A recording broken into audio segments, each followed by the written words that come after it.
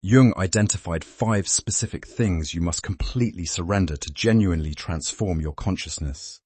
Most people trying to vibrate higher are actually doing the opposite. They use spiritual concepts to avoid the one thing that creates real transformation.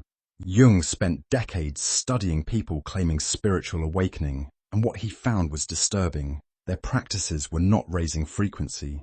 They were creating sophisticated defense mechanisms, allowing them to avoid psychological growth while feeling enlightened, vibrating at identical low frequencies as before, just with better vocabulary and more expensive meditation cushions. Real elevation does not come from adding spiritual practices. It comes from subtracting psychological patterns, keeping you operating from fear, wounds, and unconsciousness. People who genuinely elevated consciousness stopped performing goodness and started being completely authentic.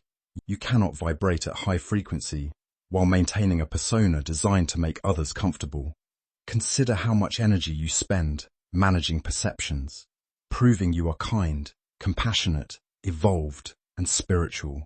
You silence anger because spiritual people do not get angry. You override boundaries because conscious people are understanding.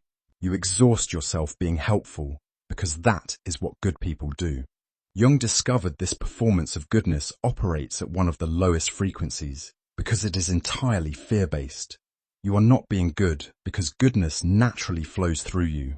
You are performing goodness to avoid terror of being seen as bad or unlovable. They recognize that sometimes imposing help is violence disguised as kindness. Accepting they are not responsible for everyone's well-being or healing journey, he discovered this compulsion almost always came from unhealed wounds, not genuine compassion. Your helping might actually be serving your need to feel valuable and indispensable rather than others' well-being. Wounded healers become addicted to being needed, unconsciously surrounding themselves with people who never fully heal, because if those people became whole, the healer would lose their entire purpose. This pattern operates at low frequency because it is rooted in lack. You help because you do not feel valuable without being needed. You stay busy fixing everyone else, vibrating at the frequency of compulsion and avoidance while calling it compassion. Genuine high-frequency individuals release compulsive helping. Jung called this one of the most subtle but destructive patterns. People spending enormous energy trying to make others understand them, explaining choices, defending boundaries, justifying feelings.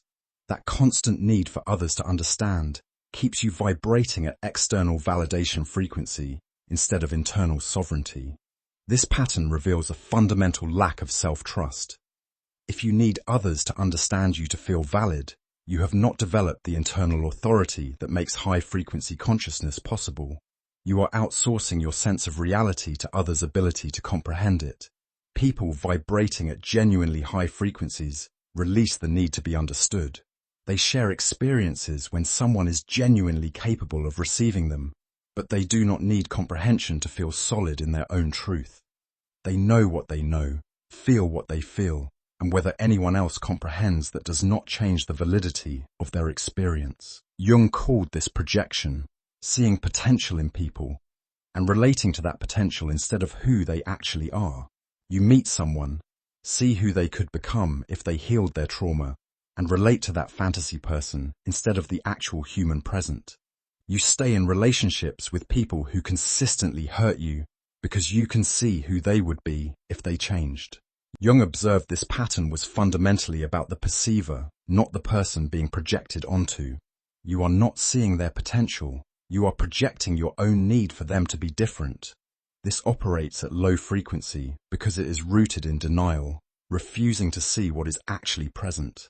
Genuine elevation requires releasing projection entirely, seeing people clearly as they are, making decisions based on current reality rather than future potential.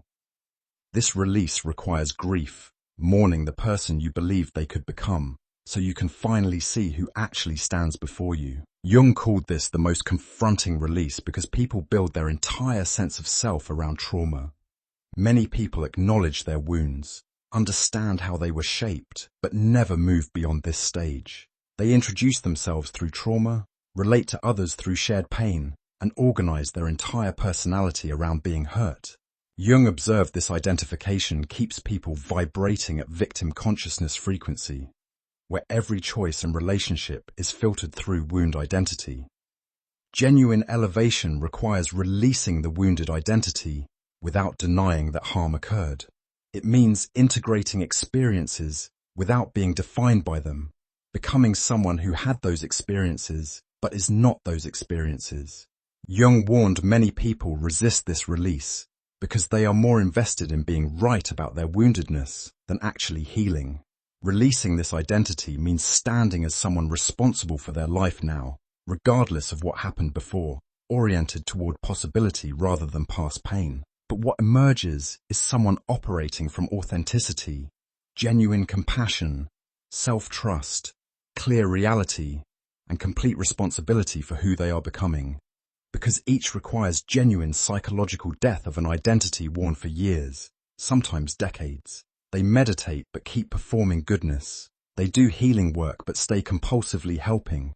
They read spiritual books but keep seeking understanding. They go to therapy but hold on to fantasies of who people could become. None of it creates genuine transformation because they add practices without subtracting patterns keeping them stuck. You cannot vibrate higher while maintaining patterns belonging to lower frequencies. Something must die. 5 things, actually.